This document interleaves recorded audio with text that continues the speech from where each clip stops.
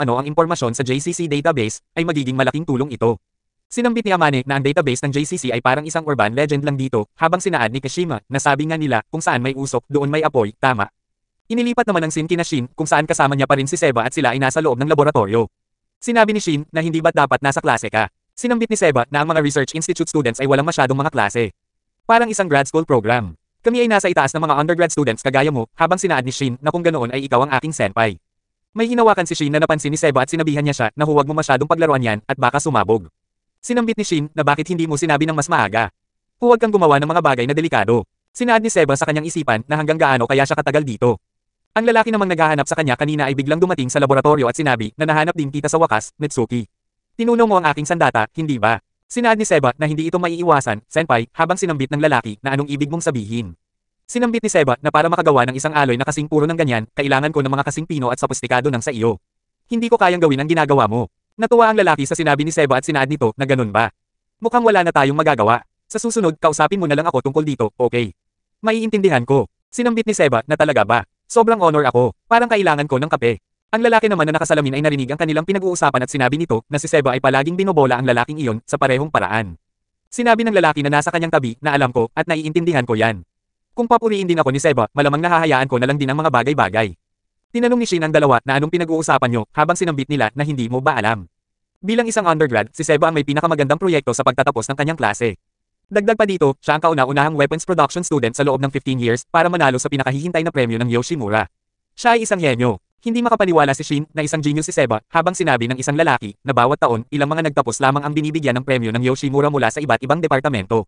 Kadalasan, ito ay nanggagaling mula sa departamento ng mga assassins. Sinambit ng nakasalamin na pero ang invisibility suit niya ay sobrang lakas ng epekto, habang sinaad ng kanyang kasama na ang mga teachers ng mga weapon ay labis na natuwa dito. Napaisip naman si Shin at sinabi sa kanyang sarili na siya ba talaga ang gumawa noon. Pagkatapos ng kanilang pag-uusap sa laboratorio, si Seba ay nagtungo sa labas ng gusali upang magtapon ng mga basura. Tinanong ni Seba kay Shin na hanggang kailan mo balak sundan ako, habang sinaad ni Shin na ano. Sinabi ni Seba na hindi ba't dapat mong hinahanap ang database, habang sinambit ni Shin na alam ko. Tumigil ka na, pwede ba? Wala kasi akong makuhang clue, pero ang totoo ay nasisiyahan si Shin na galugarin ang paaralan. Sinaad ni Seba na ang kakayahang makahanap ng mga bagay ay isang tunay na salamin ng talino, habang sinambit ni Shin na manahimik ka. Sinabi pa ni Seba na para sa simula, kung ang database na ito ay talagang umiiral, ano ang inaasahan mong itsura nito? Sinambit ni Shin na alam mo, parang isang uri ng talaarawan o notebook na nasa loob ng isang ligtas na vault o parang nasa isang lihim na aklatan o kung ano paman. Sinaad ni Seba na isang notebook bawat estudyante times 1,000 na estudyante times 50 taon. Kakailanganin mo ng espasyo na kasing laki ng isang maliit na manga cafe. Malinaw na ito ay na-digitalize. Kung hindi, natagpuan mo na ito sa ngayon. Ang paghahanap sa buong paaralan sa isang hard disk o USB drive ay parang paghahanap ng karayom sa tipak ng dayami. Ang ideya ng paghahanap nito sa pamamagitan ng pisikal na pagsisiyasat ay nakakatawa. Ang tanging paraan upang mahanap ito ay ang maghanap ng taong may impormasyon tungkol dito. Mag-umpisa ka sa mga guro na matagal nang nandito. Pagkatapos makinig ni Shin kay Seba, ay nagpasalamat ito at agad na tumakbo palayo upang mag-umpisa na siya sa kanyang misyon. Ang janitor naman na nasa kanilang tabi ay kinausap si Seba at sinabi na mukhang napaka-energetic ng iyong kaibigan, ano? Sinaad ni Seba na oo. Mr. Janitor, may alam ka ba tungkol sa database? Natawa naman ng janitor at sinambit na ang database ba? Bumabalik ang aking nakaraan nang marinig ko yan. May bigla namang tumawag sa telepono ni Seba at nang tignan niya ito ay si Mafuyo. Inilipat ang scene sa isa sa mga dojo ng JCC. Sinabi ng guro sa lahat ng estudyante na maging parte ng hindi matutukoy na agresyon. Ito ang pangunahing ideal ng JCC. Maraming estudyante ang hindi nakakaintindi. Hindi kami mga martial artist o mga street punk. Kami ay mga assassin. Kailangan namin makisalamuha sa ating kapaligiran upang makamit ang aming mga misyon. Kaya sa assassination practicum na ito, matututunan yung itago ang inyong galit at iba pang praktikal na kasanayan. Gayon din sa buong kurikulum ng paaralan, ito ang klase kung saan pinakamaraming estudyante ang bumabagsak. Kaya't maging sobrang maingat kayo. Isa si Akira sa mga estudyante na nakikinig, at ito ay nakaramdam ng pagkabahala at sinambit sa kanyang isipan na paano ko ito malalampasan. Hindi ko pa kayang makasabay sa alinman sa aking mga klase hanggang ngayon. Parang gusto kong samuka sa nakakadiring mangkok na kinain ko para sa tanghalian. Sinambit ng guro na dahil ito ang unang araw natin ay magsisimula tayo sa madali.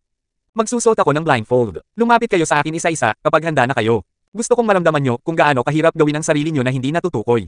Sino mang matamaan ako ay makakakuha ng A+. May isang estudyante ang sumugod sa guro ngunit hindi niya ito nataman at pagkatapos ay sinuntok siya sa sikmura. Labis na nasaktan ng estudyante habang sinambit ng guro na hindi ko sinabi na hindi ako aatake. Ang mga iba pang estudyante ay sinubukang atakihin ng guro ngunit silang lahat ay nabigo. May bigla namang tumawag kay Akira at ito ay si Shin. Sinabi ni Shin na mukhang nag-aaral ka ng isang kawili-wiling klase. Napaluha at nasiyahan si Akira nang makita niya si Shin habang sinambit pa ni Shin na mukhang nasa mabuti kang kalagayan. Inalis na ng guro ang kanyang blindfold at nakita niya si Shin kaya tinanong niya ito na sino ka. Ikaw ba ay nakarehistro para sa klase na ito? Sinabi ni Shin na naparito lang ako para magtanong. Narinig ko din na ang guro dito na si Satoda Sensei ay matagal nang nandito higit sa kanino man. May gusto akong itanong sa'yo at ito ay tungkol sa database. Pinagtawanan ng mga estudyante si Shin at sinabi din nila na naniniwala ka sa sabi-sabi na yun. Sinambit ng guro na hindi ka kabilang sa klase na to kaya umalis ka na. Bigla namang kumuha ng tela si Shin at nilagay ito sa kanyang mga mata. Sinaad ni Shin na magsusuot ako ng blindfold. Kung maiiwasan ko ang lahat ng papakawalan mong atake sensei ay papayag ka bang mag-usap tayo? Hindi nagustuhan ng guro ang tabas ng dila ni Shin at sumang-ayon ito sa nais niya. Naglabas ng baril ang guro kung saan itinutok niya ito sa mukha ni Shin at nagpakawalan ng bala. Madali lang namang nakaiwas si Shin at sinabi nito na ang paggamit ng baril agad-agad. Medyo walang awa yan, sensei. Pagkatapos magsalita ni Shin, ay bigla niyang sinipa ang guro at ito ay tumama sa kanyang mukha at leeg. Labis na nasaktan ng guro ng silid habang sinasabi ni Shin na nakapagtataka. Si sensei ay hindi matukoy ang aking agresyon. Nawala ng malay ang guro na ikinahanga at ikinabilib ng mga estudyante na nanonood at maging si Akira ay nagulat sa nagawa ni Shin. May isa namang matandang babae ang lumitaw sa likuran ni Shin at sinaad nito na ang mga estudyante sa panahong ito hindi ko alam kung ano ang mali sa kanila. Hinawakan ng matandang babae ang kamay ni Shin habang tinanong ni Shin na anong gusto mo, auntie. Pagkatapos magsalita ni Shin, ay bigla siyang bumagsak sa sahig habang hawak-hawak pa rin ang kamay niya ng matandang babae. Labis na napasigaw si Shin dahil sa sobrang sakit ng kanyang naramdaman habang nagulat sina Akira at iba pang mga estudyante sa pangyayari. Sinambit ng matandang babae na hindi mo ako auntie. Ako si Satoda Sensei. Ako ang nagtuturo sa klase na ito. Ang lalaking nakaharap mo ay ang aking assistant. Hinahanap mo ang database, tama ba? Naaalala ko ang mga tatlong tanga na gumawa ng parehong bagay taon na ang nakalipas. Agad namang bumangon si Shin at sinabi sa kanyang isipan na magaling siya. Sino ang matandang babae na to? Tinanong naman ni Akira si Shin na ano ang sinasabi niyang database. Sinaad ni Satoda Sensei na iyon ay urban legend, ang sabi-sabi, kapag natagpuan mo ito, maaari mong malaman ang lahat tungkol sa paaralang ito, kabilang ang mga nagtapos dito, parang ito raw ang kumpletong talaan ng lahat ng impormasyon tungkol sa JCC. Sinambit ni Akira na talaga ba habang sinabi ni Shin na nandito kami para maghanap ng impormasyon tungkol sa nagtapos sa JCC na si Slur, ang assassin killer. Sinabi ni Satoda na hindi maaari habang tinanong ni Shin na bakit naman hindi. Sinambit ni Satoda na narinig ko na ang tungkol kay Slur, siya ang laging pinag-uusapan ng mga estudyante. Kaya huwag niyo nang subukan dahil napakadelikado nito. Kahit na makahanap kayo ng impormasyon tungkol kay Slur sa database at humantong ito sa kanila, ang kagaya niyo na may ganyang antas ay tiyak na mamamatay. Nainsulto si Shin sa sinabi ng guro habang sinambit pa ni Satoda na wala akong pakialam kung sino sila, ayokong makita ang mga kabataan na namamatay. Sinaad ni Shin na huwag mo akong maliitin, nahuli mo lang ako nang hindi ako handa, yun lang. Sinabi ni Satoda na ganun ba, gagamitin mo ba ang dahilan na yan kapag ikaw naman ang napatay? Lalong nagalit si Shin sa sinabi sa kanya ni Satoda kaya't agad na kumilos ito upang sugurin ang guro. Hindi naman nagtagumpay si Shin sa kanyang binabalak at muling nangyari ang ginawang pag-atake sa kanya ni Satoda kanina. Dinamdam ni Shin ang kanyang pagbagsak sa sahig habang sinambit ni Satoda na nakakatawa, nagtuturo ako sa mga bata kung paano maging mamamatay tao pero ayoko na mamatay ang mga estudyante ko.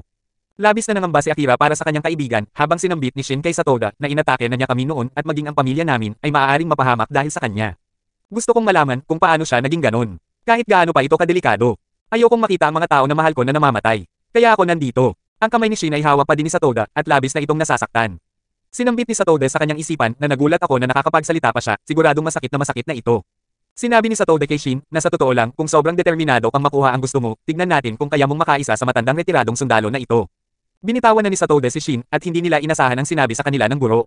Patuloy namang nagsalita si Satoda at sinaad na pero may mga klase akong tinuturuan, mga bagay na kailangan gawin, hindi ko na pwedeng sayangin ang oras ko, kaya heto, kunin mo ito. Tinanong ni Shin na kung para saan ang ibinigay niya habang sinabi ni Satoda na isa yang assassin permission slip. Ito ay isang lisensya para tukuyin ang isang partikular na tao sa JCC sa loob ng 24 na oras, ginagamit namin ito para sa mga senior na kumukuha ng kanilang graduation tests. Tumunog na ang bell ng paaralan at pagkatapos ay nagpaalam na si Satoda sa dalawa. Bigla namang kumilos si Akira kung saan inatake niya si Satoda Sensei gamit ang kanyang palad na nagawa namang harangan ng guro. Nagulat si Shin sa ikinilos ni Akira habang sinambit ni Satoda na ikaw din ba. Sinabi ni Akira na patawad, Sensei, may isang bagay na talagang kailangan ko ding malaman. Sinabi ni Akira sa kanyang isipan na baka matulungan ako ng database na mahanap si Rion. Sinambit ni Akira kay Shin na baka wala akong gaanong maibigay pero gagawin ko ang lahat ng makakaya ko para tumulong. Inilipat ang scene sa ospital ng JCC kung saan nagpapahinga si Shin at kausap niya sa telepono si Mr. Sakamoto. Sinabi ni Mr. Sakamoto na naiintindihan ko at parang alam ng sensei na yon kung saan ang lokasyon ng database, tama ba? Sinambit ni Shin na oo, Mr. Sakamoto, pasensya na, sa totoo lang, kahit siguro kaya kong basahin ang isipan ng guro na iyon, ay may punto siya. Kaya tatalunin ko siya ng maayos at saka ko aalamin kung ano ang alam niya. Sinabi ni Mr. Sakamoto na nakuha ko, sa ngayon, sa mga kasalukuyan mong kakayahan, sa tingin ko hindi magiging problema ang isang guro. Nga pala, ano ang pangalan niya? Sinabi ni Shin na kung tama ang pagkakadinig ko, sa palagay ko ay Satoda Sensei. Pagkatapos marinig ni Sakamoto ang pangalan ng guro ay pinagpawisan ito at naalala ang kanilang nakaraan. Ipinakita na kasama ni Sakamoto sina Negumo at Rion habang silang dalawa ni Negumo ay pinapahirapan ni Satoda Sensei. Sinambit ni Satoda na sa susunod na mahuli ko kayong nag-aaway, babaliin ko ang mga braso nyo. Ibinalik na ang scene sa kasalukuyan kung saan sinabi ni Mr. Sakamoto kay Shin na may isang bagay akong kailangang tingnan, nagtitiwala akong kaya mong hawakan ito. Sinabi ni Shin na binabanan niya ang telepono habang sinaad ni Akira na nandito din ba si Mr. Taro. Pagkatapos ng kanilang pag-uusap ay umalis na sina Shin at Akira upang umpisahan ang kanilang misyon. Ipinakita naman si Seba na nagtatago sa likod ng kurtina at tila ito ay nakikinig sa usapan ng dalawa. Habang naglalakad ang dalawa ay sinabi ni Shin na may ba ako Akira. Napakatapang mo pala, inatake mo ang guro na iyon ng ganon-ganon lang. Sinambit ni Akira na talagang magaling ang guro na iyon, wala akong makita ni isang daan. Tinanong ni Shin na kung ano ang tinutukoy niyang daan habang sinaad ni Akira na hindi mo ba ito nakikita minsan. Alam mo, yung bagay na kumikislap at tumuturo patungo sa isang tao. Kapag mas malayo siya, nakakakita ako ng maraming daan. Pero pag malapitan, wala akong makita, isang bangin lang. Tinanong ni Shin na may nagbigay ba sa'yo ng kakaibang gamot nung bata ka. Sinabi ni Akira na wala naman habang sinaad ni Shin na anuman, kailangan nating maghanap ng isang uri ng blind spot. Si Satoda Sensei ay nasa pantry at ito ay kumakain ng noodles. Si Akira at si Shin ay nagtatago at pinagmamasdan si Satoda Sensei habang nagtanong si Akira na kung ano ang kanilang plano.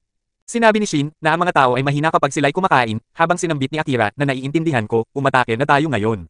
Mabilis na kumilos ang dalawa upang lapitan at atakihin si Satoda habang sinasabi ni Shin sa kanyang sarili na ang dalawang kamay niya ay may parehong hawak. Si Shin ay tumalon papunta kay Satoda, ngunit bigla itong natigilan dahil ginamit ni Satoda ang hawak nitong chopstick at inipit ang daliri ni Shin. Napaiyak at napasigaw si Shin sa sobrang sakit habang may bigla namang nakita si Akira. Ang tinutukoy na liwanag na daan ni Akira ay nakita niya sa likuran ni Satoda at ito na daw ang kanyang pagkakataon. Napansin ni Satoda ang binabalak ni Akira at sinaad nito sa kanyang isipan na may nakikita ka, hindi ba? Aba teka, ito ang daan patungo sa pagkamatay ko. Nag-iba ang mukha ni Akira at ito ay napakaseryoso habang pinagmamasdan niya si Satoda. Bago pa man makaatake si Akira, ay inunahan na siya ni Satoda Sensei, kung saan pinalipad niya ito gamit ang kanyang kamay at sa sobrang lakas ay nasira ang pader ng pantry. Labis na nasaktan si Akira sa nangyari sa kanya habang kinamusta siya ni Shin kung okay lamang siya. May bigla namang imahe ng tao ang unti-unting nagpapakita sa likuran ni Akira at ito pala ay si Seba kung saan ginamit niya ang kanyang invisibility. Nagulat si Shin dahil hindi niya inasahan na makikita niya si Seba habang nabigla si Akira dahil sa kakayahang taglay na mayroon siya. Sinambit ni Seba na nagbago na ang mga bagay. Tutulong na rin ako sa inyo. Diyan may nagabot ng mga susi kay Mr. Sakamoto. Sinambit ng nagbigay ng susi na narito ang mga master key para sa lahat ng silid-aralan habang nagpasalamat naman ang ating bida. Tinanong ng lalaki na siya nga pala para saan mo ba kailangan ang mga susi na yan. Sinabi ni Mr. Sakamoto na kailangan ko ang mga ito para ayusin ang mga gamit ko habang sinaad ng lalaki na sige, siguraduhin mong hindi mo mawawala ang mga yan. Importante ang mga susi na yan. Pagkatapos nilang mag-usap ay sinambit ni Mr. Sakamoto na magsisimula ako sa South Hall at pagkatapos ay biglang lumaki ang kanyang tiyan. Agad namang ibinalik sa dati ang tiyan ni Mr. Sakamoto at sinaad sa kanyang sarili na nagsisimula na akong bumalik sa dati, ayokong tumaba habang nakadisguise bilang aoi. Naalala ni Mr. Sakamoto si Hisuke at Lo at pagkatapos ay napasabi ito sa kanyang isipan na kailangan kong bumalik agad sa tindahan. Pagkalabas ni Mr. Sakamoto sa gusali ay may isang bagay ang lumilipad papalapit sa kanya. Ito ay isang sandata na katulad ng kay Yatsumura, ang dating miyembro ng order na nakaharap ni Nanegumo, Shishiba at Osurogi. Nagawang maiwasan ni Taro Sakamoto ang sandata, ngunit ang mga susi na kanyang kinuha ay nasabit sa patalim nito nang hindi niya napapansin. Ang sandata pala na nagtungo kay Mr. Sakamoto ay nanggaling kay Amane, kung saan ito ay bumalik sa kanya at hawak-hawak na niya ang mga susi. Sinambit ni Amane na hindi ko naisip na maiiwasan mo yon habang sinaad ni Mr. Sakamoto na anong ibig mong sabihin, Amane. Yun ang pangalan mo, tama. Sinabi ni Amane na pasensya na, praktikanteng guro, habang napaisip si Sakamoto at sinambit sa kanyang isipan na bakit parang talagang pamilyar siya. Sinaad ni Amane na kailangan ko munang hiramin ang mga susing ito. Maraming salamat sa pagkuha dito sa office. Napansin ni Mr. Sakamoto ang hawak na sandata ni Amane at biglang pumasok sa kanyang isipan si Yatsumura kung saan kasama niya ito noong binata pa siya, pati na din sina Negumo at Hyo. Nang dahil dito ay sinabi ni Mr. Sakamoto kay Amane na ikaw ba ang anak ni Yatsumura. Tinanong ni Amane na paano mo nalaman ang pangalan na yan habang sinabi ni Sakamoto na nagtrabaho kami ng magkasama ilang panahon na ang nakalipas, nabanggit niya na may anak siyang lalaki. Sinambit ni Amane na hindi siya isang ama, isa siyang mamamatay tao na sinira ang aking pamilya. Pagkatapos magsalita ni Amane, ay mabilis na tumakbo ito palayo habang napagtanto ni Mr. Sakamoto na nasa kanya ang mga susi. Habang patuloy na tumatakbo si Amane ay sinasabi nito sa kanyang isipan na dati silang magkasama sa trabaho. Sino ang praktikanteng guro na yon? Bigla namang nagpakita si Mr. Sakamoto sa itaas ni Amane at ito ay tumalon sa kanyang harapan. Sinabi ni Sakamoto na teka lang, hindi mo kailangan yan, kaya ibalik mo na ang mga susi sa akin. Sinambit ni Amane na may hinahanap ako na isang bagay, pasensya na, pero kailangan ko ito, habang sinaad ni Sakamoto na aba, anong klaseng pagkakataon ito, kailangan ko din yan. Muling tumakbo si Amane upang takasan si Sakamoto na agad namang hinabol ng ating bida habang sinasabi na kumbaga sa mga kritikal na bahagi ng katawan, mabilis siya. Silang dalawa ay napunta sa kusina at ang salamin na nakaharang sa dadaanan ni Amane ay kanyang sinira. May dalawang tao naman ang nagbubuhat ng isang malaking kahon ng mga baril na kanyang iniwasan upang patuloy na makalayo kay Sakamoto. Hindi nagpatalo ang ating bida at tinalunan niya ang napakalaking kahon ng mga baril at kumuha ito ng isa upang takutin si Amane. Napahinto si Amane sa ginawa ni Sakamoto, ngunit pagkatapos ay nagpatuloy pa din ito sa pagtakas kung saan sinira nito ang salamin ng bintana upang makadaan. Si Amane ay pumasok sa isang silid at sa loob nito ay may mga estudyante at guro na nag-aaral. Sinabi ni Amane sa kanyang sarili na siya ay isang guro, hindi niya guguluhin ang klase na to. Ang mga estudyante ay napatingin sa kanya at sinambit ng mga ito sa kanilang sarili na siya si Amane, isang second-year assassin major. Siya ay mayroong mataas na marka sa paaralan at hindi ko pa siya nakikita sa klase. Si Amane ay umupo sa likuran habang sinabi ng isang estudyante sa kanya na hindi ka karaniwang pumapasok sa klase, Amane. Kinamusta ni Amane ang estudyante habang sinambit nito na gusto mo bang kopyahin ang mga notes ko. Utang ko sa iyo ang tulong mo bago ang huling pagsusulit. Sinaad ni Amane na huwag mong alalahanin yun pero salamat pa rin. Nasundan naman ni Sakamoto si Amane at ito ay nasa pinto ng kanilang klase. Nilapitan ni Sakamoto ang guro habang nagtanong ang guro sa kanya na di ba ikaw ang praktikanteng guro. Sinambit ni Sakamoto na gusto kong obserbahin ang inyong klase habang sinambit ni Amane sa kanyang isipan na grabe, hindi siya tumitigil. Si Mr. Sakamoto ay nagtungo sa likuran ni Amane habang ang guro ay nagpatuloy na sa pagsusulat at pagtuturo. Habang busy ang guro at mga estudyante sa kanilang pag-aaral ay biglang inilabas ni Amane ang kanyang sandata at sunod-sunod na inatake si Sakamoto. Madali lang naiiwasan ni Mr. Sakamoto ang mga pinapakawalang atake ni Amane at pagkatapos ay bigla itong nag-counter kung saan sinuntok niya ng 2 beses sa mukha si Amane. Ang estudyante naman na nasa harapan ni Amane ay tumingin sa kanyang likuran at ito ay nagulat dahil wala na si Amane at Sakamoto. Ang dalawa ay nagtungo sa labas ng paaralan kung saan hawak na ni Sakamoto ang mga susi. Habang kaharap ni Amane si Sakamoto ay sinabi nito sa kanyang sarili na ang guro na ito ay malakas. Kinausap ni Sakamoto si Amane at sinabi na isa ka sa mga kasamahan ni Sir, tama. Bakit mo kailangan ng mga master key para sa lahat ng silid-aralan? Sinabi ni Amane na wala akong sasabihin sa isang tuta ng JAA habang sinaad ni Sakamoto na bakit mo kinamumuhian ang JAA.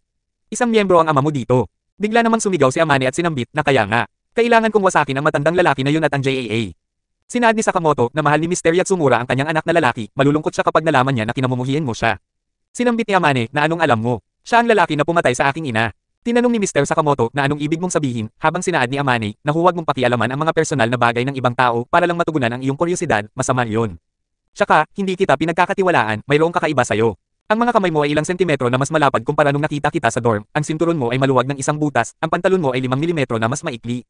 Paunti-unti, lumalaki ang buong katawan mo, habang napaisip si Mr. Sakamoto at sinambit sa kanyang sarili na may photographic memory ba siya. Sinabi ni Amane na hindi ganun kabilis magbago ang katawan ng tao, sino ka ba? Sinambit ni Sakamoto na anong lumalaki.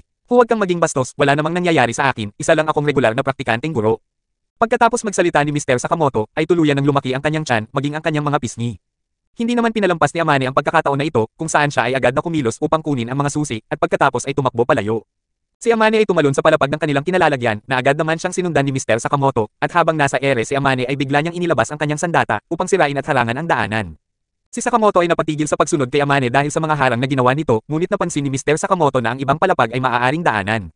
Agad na nagtungo si Sakamoto sa babang palapag at nang makatuntong na ito ay agad niyang hinawakan ang kanyang tiyan upang panatilihin ito sa kanyang hugis. May isa namang matandang janitor ang kumausap kay Sakamoto at sinaad na hindi namin pwedeng hayaang sirain ng mga tao ang mga handrail. Palagi na lang nasisira ang mga bagay-bagay sa assassination department. Nang tignan ni Sakamoto ang janitor ay napaisip ito at sinambit sa sarili na yung janitor na yon nandito na siya mula nung estudyante pa ako, nagbabalik ang mga alaala. Sinambit ng janitor na matagal-tagal na rin, Sakamoto. Kamusta na si Negumo? Nagulat si Mr. Sakamoto at pinagpawisan habang sinasabi na paano mo nalaman. Natawa ang matandang janitor at sinaad na makikita ko sa paraan ng paggalaw mo. Saka wala pa akong nakitang estudyante na may ganyang mukha. Pero mas malambot na ang aura mo ngayon, hindi kita nakilala agad. Sinusubukang ayusin ng matandang janitor ang nasirang handrail habang sinasabi na masaya akong nandito ka na, Sakamoto, alam mo, malakas yung batang yun, mahirap para sa kanya na makakita ng kalaro na talagang makakasabay sa kanya. Tinanong ni Sakamoto na kilala mo ba ng mabuti si Amane habang sinabi ng matanda na syempre oo.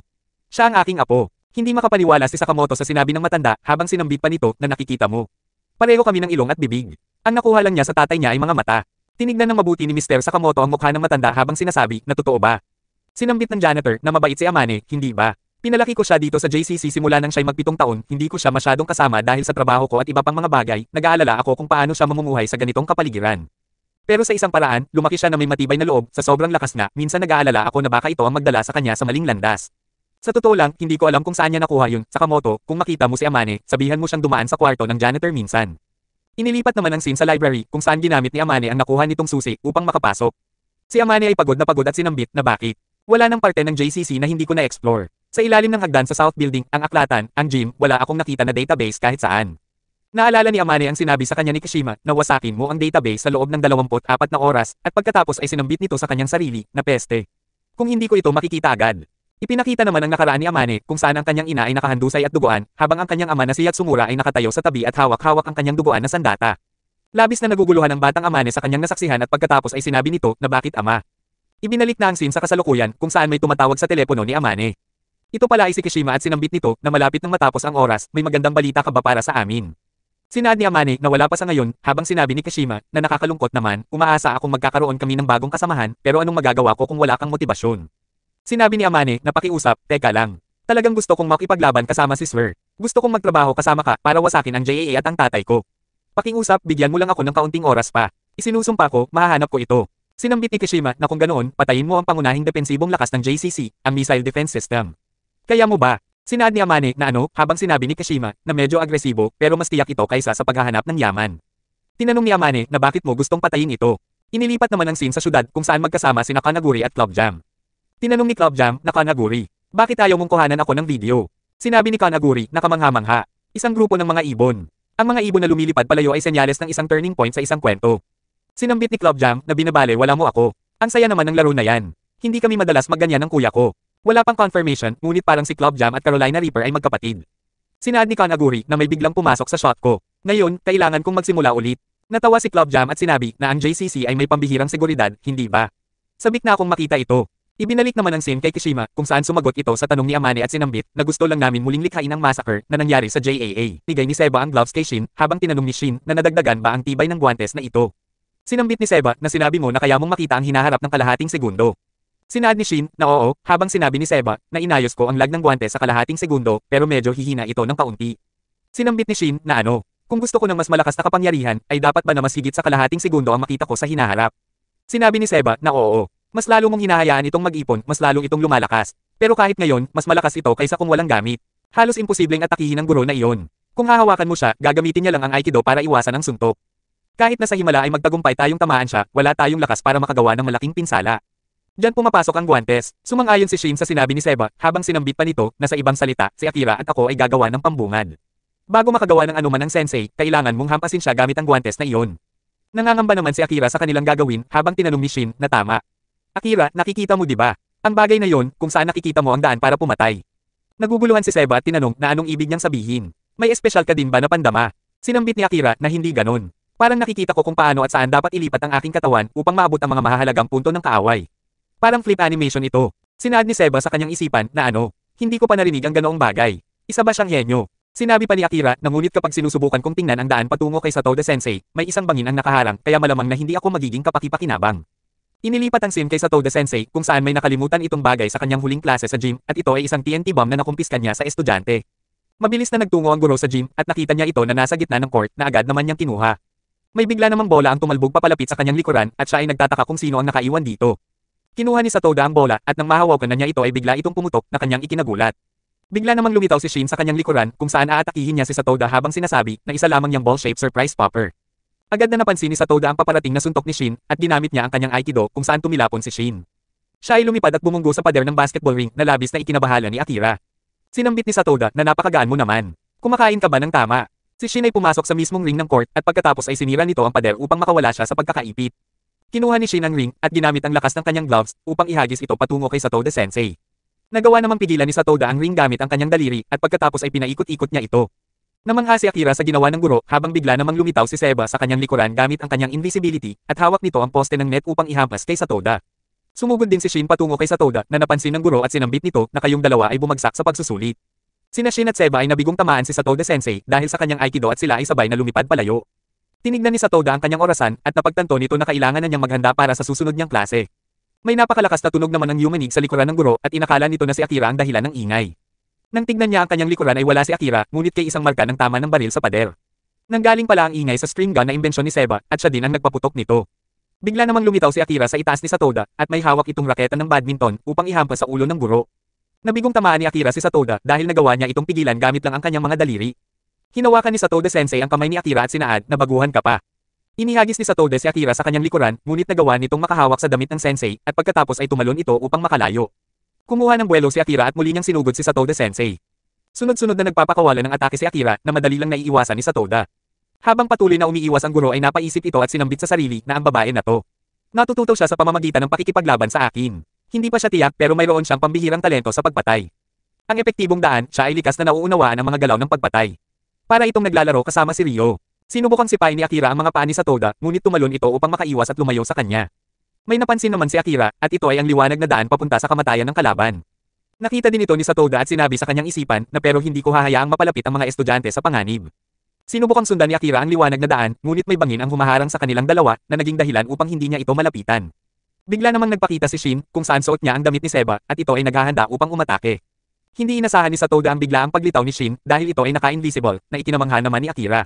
Sinambit ni Shin sa kanyang sarili na pareho lang ito sa ibang pagkakataon. Hindi ko kayang makasabay sa mga galaw ng aking mga kalaban. Inaamin ko na, Seba, hindi ako isang first rate katulad ni Mr. Sakamoto. Natuto ako sa panunood ng mga susunod na galaw kay Akira. Sinambit ni Shin na okay lang ba kung susundan ko ang daang ito, Akira. Sinaad ni Seba na gawin mo na habang tinahak ni Shin ang daan patungo kay Satoda, ngunit hindi ito nagtagumpay dahil nagawa nitong mapigilan ng guro. Pagkatapos ng pag-atake ni Shin, ay hinawakan ni Satoda ang kanyang suot na jacket at itinapon ito ng napakalakas. Si Shin ay bumunggo sa pader ng gym at napagtanto nila ni Seba na walang silbi ang kanilang ginawa. Agad namang nilapitan ni Akira si Shin upang kamustahin ito habang ang kamay ni Satoda Sensei ay nanginginig. Hinawakan ng guro ang kanyang kamay at sinabi sa kanyang isipan na ang mga batang to. Malayo na ang kanilang napuntahan sa loob ng maikling oras lang. Tumulo ang luha sa mga mata ni Satoda habang sinasabi nito sa kanyang isipan na napakapursigido nila. Nagtataka naman si Shin sa reaksyong ipinapakita ng guro habang sinabi ni Seba na may allergy ba siya. Pinunasan ni Satoda ang kanyang mga luha at sinabi pa sa kanyang isipan na bakit sa kabila ng kanilang murang edad naligaw ako ng landas at muntik ko na silang mapatay. Nilapitan at tinanong ni Akira si Satoda na Sensei. Pasensya na, nasaktan ka ba namin habang sinabi ni Shin na lumayo ka, Akira. Natuwa naman si Satoda sa ginawa ni Akira at sinaad nito na napakabait mo namang babae. Kahanga-hanga, bawat isa sa inyo ay ginamit ang inyong mga lakas at pinagsama ito ng maganda. Ngunit mayroon pa kayong mahabang daan na tatahakin. Nawiwerdohan ng tatlo sa kinikilos ni Satoda Sensei habang bigla naman niyang tinawag si Seba. Sinabihan ni Satoda si Seba na ang suit ng invisibility mo ay hindi nagtatago ng tunog o ng iyong pisikal na presensya. Paano mo haharapin ang isang target na hindi umaasa sa paningin? Kailangan itong pagbutihin. Inasar ni Shin si Seba at sinaad na napagsabihan ka habang sinambit ni Seba na ibalik muna ang aking invisibility suit. Hindi ko na kailanman ipapahiram ito sa'yo. Sinabi ni Satoda Sensei na Akira ang pangalan mo, hindi ba, habang sinaad ni Akira na oo. Sinambit ni Satoda na kahanga-hanga ang iyong mga mata. Nakikita mo ng malinaw ang daan patungo sa iyong layunin. Nagulat si Akira sa papuri na kanyang natanggap at nagpasalamat ito habang sinabi pa ni Satoda Sensei na ngunit hindi ka makakausad sa talento lamang. Kung basta ka nalang papasok sa tuwing may pagkakataon, mapapahamak ka. Ganito rin sa mga sport. Ang manlalaro na may pinakamatalas na atensyon ay madalas na naloloko ng mga peke. Napaisip naman si Akira at sinabi sa kanyang sarili na naiintindihan ko na. Sinadya ni Sensei na likhain ang daang iyon. Sinambit ni Satoda na ang tapang na iyon na sumugod ka ay kahanga-hanga. Ipagpatuloy mo lang habang sinaad ni Akira na gagawin ko yan. Sinabi ni Satoda na tungkol sa iyo, Shin. Ang katulad mo ay namamatay ng maaga. Hinawakan ng mahigpit ni Satoda ang kamay na may suot na gloves ni Shin at sinaad na handa kang magbayad ng kahit anong halaga para sa malaking kapangyarihan. Hindi mo dapat gamitin ang mga bagay na ganito. Para silang droga. Ngayon, bakit ka nagmamadali? Sinambit ni Shin na dahil alam kong wala akong talento o lakas. Pero yan ang problema ko. Hindi hihintayin ng kaaway na maging malakas ako. Kailangan kong gamitin ang kahit ano na mayroon ako. Pagkatapos magsalita ni Shin, ay biglang hinawakan ni Satoda ang kanyang kamay at tila may ginawa itong kakaiba. Naguguluhan si Shin sa nangyayari dahil bigla na lang gumalaw ang kanyang kamay kung saan susuntukan niya sa mukha si Satoda na kanyang ikinabahala. Nagawa namang mapigilan at maiwasan ni Satoda ang suntok ni Shin at sinambit na gamitin ang iyong mga balakang bilang sentro at gumamit ng paikot na galaw upang itaboy ang isang atake. Sa ganitong paraan, magiging matatag ang iyong katawan tulad ng umiikot na bilog at magiging mas madali ang mag-counter. Ito ay tinatawag na rotation principle. Kung kaya mong matukoy ang direksyon ng atake, ang lakas, mga kalamnan, at kasarian ay hindi mahalaga. Ngayon, kayong mga estudyante ay naglaan ng malaking pagsisikap. Sa tingin ko, dapat kong sagutin ang inyong tanong. Nagulat si Shin sa kanyang mga narinig habang sinambit ni Satoda Sensei na ang database ay palayaw ng isang tiyak na tao.